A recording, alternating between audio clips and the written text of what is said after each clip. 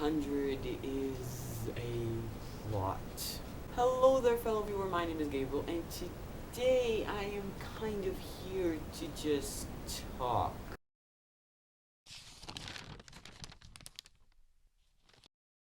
So it's going to be a kind of mixture of an update and a heartfelt thank you. About 5 days, maybe a week ago, I reached 300 subscribers, which is just insane.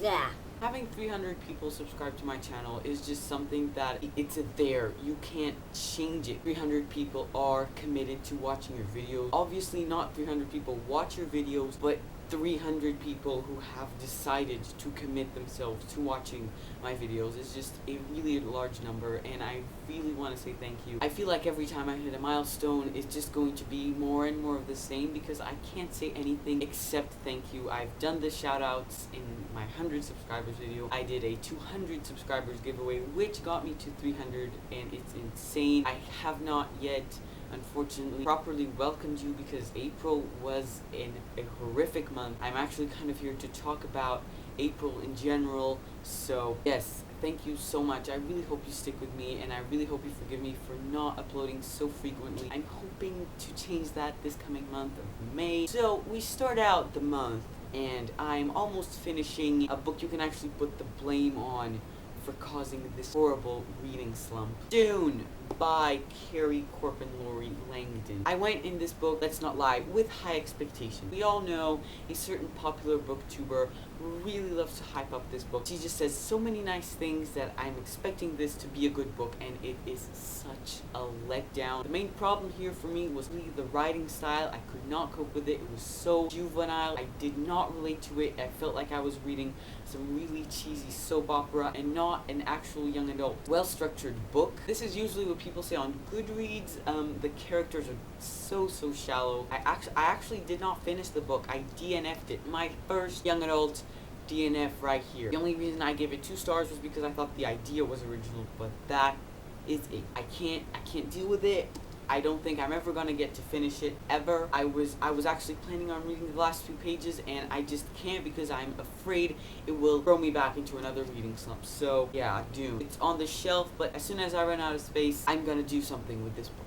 The second book I tried to read, keyword tried, this month was The Fellowship of the Ring, the first book in the Lord of the Rings trilogy, and I do have an excuse for not finishing it. For a very long time, I've been very interested in the Lord of the Rings trilogy, the Silmarillion, or however you say that, the Hobbit, the Middle-earth stories. This past spring break, I caved, and I borrowed the first book of the trilogy from my library to read during spring break. I couldn't finish it. I got halfway through and I put it down. I am not good with translations. I had been wanting for so long to read The Lord of the Rings in English because that's the language in which they were written, and I checked out the Portuguese version because they don't obviously have the English version, and I just could not do it because translations this just really make me cringe. I strive to always read the books in their original language, so that's why I had to put down Lord of the Rings. Something like the Lord of the Rings, I had to enjoy it. I could not be reading it and not enjoy it. I had to give my all to enjoy these books that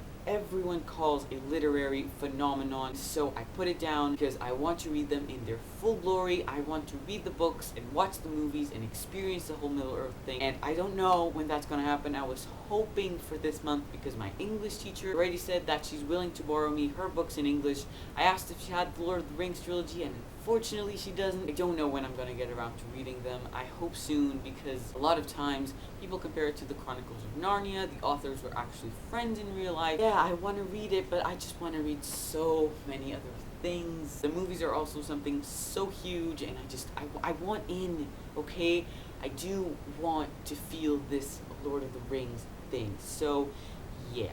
The second book I tried to read this month was Mercy by Jodi Picoult.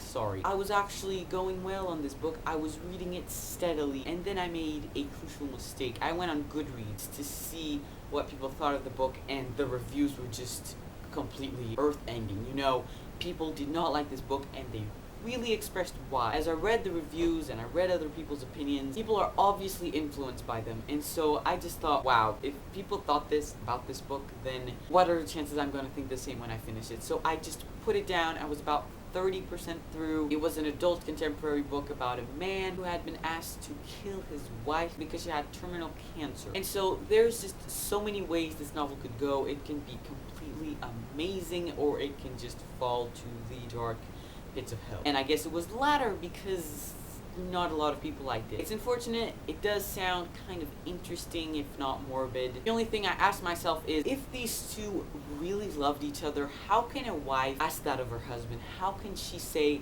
kill me? She's actually saying, kill me so you spend the rest of your life in prison.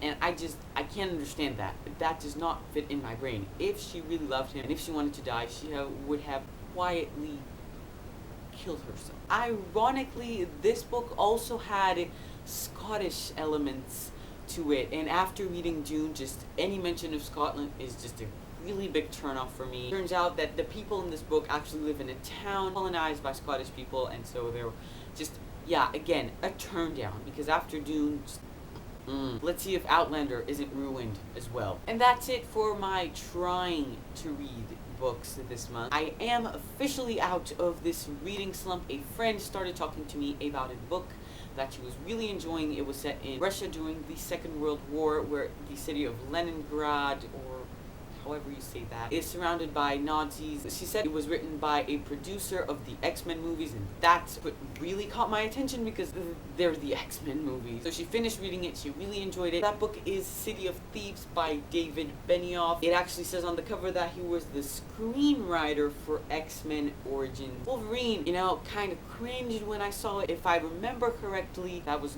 one of the, if not the most hated X-Men movie. I obviously didn't mind. I thought the book had a very interesting premise, and I picked it up. I am nearly halfway through with no intent of putting it down. It's very good. It's a very strong book. It really goes through detail in describing the conditions people lived in the city. It's just awful. So ironic, the situation that these two young men are going through, and I don't want to waste any more time talking about this book. I will be talking more about it in my May wrap-up, which I hope is filled with books, because April's wrap-up is, you know, non-existent. It's really sad because April was supposed to be my rapid fire month. I was supposed to film videos in great quantity during the spring break and post them steadily throughout April. Unfortunately, that didn't happen. You know what did happen though? My birthday. And my birthday is usually a cause of great happiness, because you know it's a birthday, you spend with your family, you have a great day, and unfortunately this year my birthday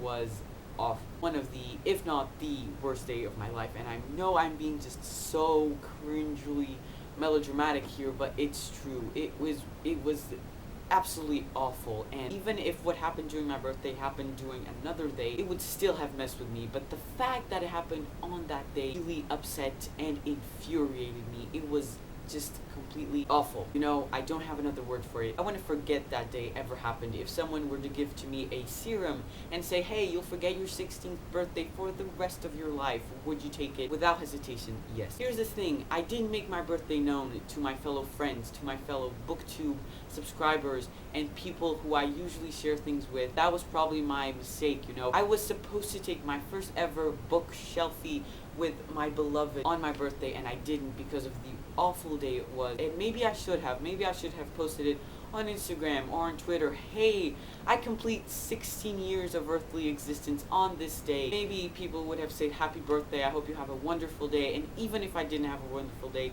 those comments would have lifted me up so much, and it's on me. That part, it's on me. The other things that happened, which I'm obviously not going to share, weren't, and it was awful because it was an awful day, and I don't want to talk about it anymore. I am hoping that my 17th birthday is 2 million times better than that. On top of this birthday, I didn't even get any books. You know, I ordered them about 3 weeks later because it was just so upsetting. I couldn't think about my channel. I couldn't think about anything.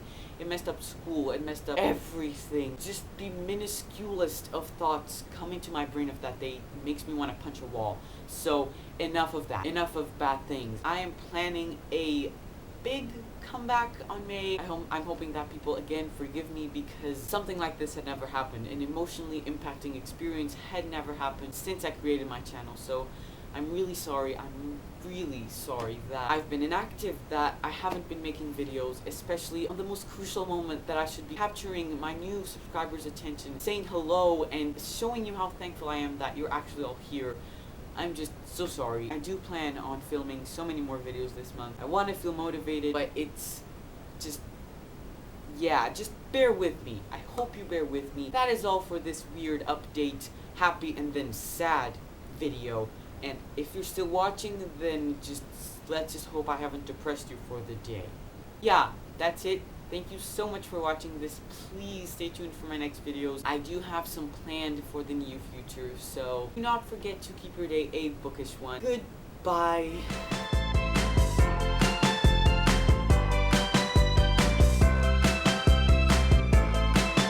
Yeah, I'm 16. That just, it was supposed to be a happy day, and now every time I remember it, it depresses me. So at the end of the day, just don't remember it.